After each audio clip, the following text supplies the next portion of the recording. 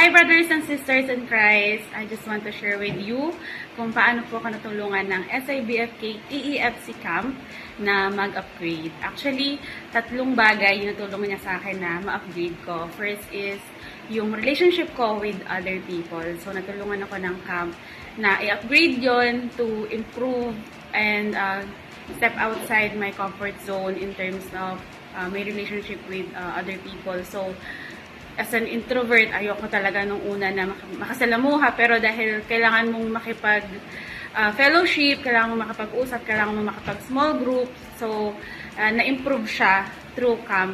And another thing, or second, is yung aking pong faith. Sobrang dami pong napakinggan ko na preaching sa camp, and sa sobrang dami ko ding narinig na mga testimony, buhay ng ibang tao. Mas nakita ko kung paano totoo ang Panginoon at tapat siya, hindi lang sa buhay ko, kundi sa buhay rin ng ibang tao.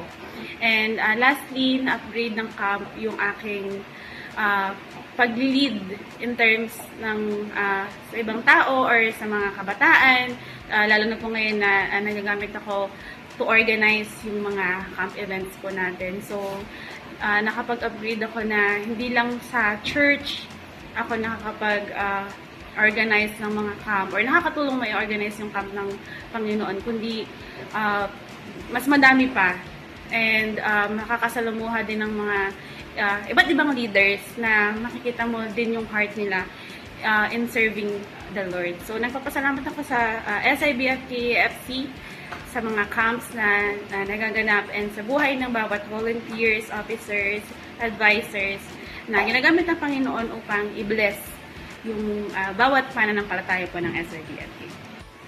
So, ayun lang po, and I hope na i-upgrade nyo rin po yung sarili nyo, yung faith, yung serving natin sa Panginoon, and yung relationship po natin with other people through our camp this coming December 27 to 29. See you there!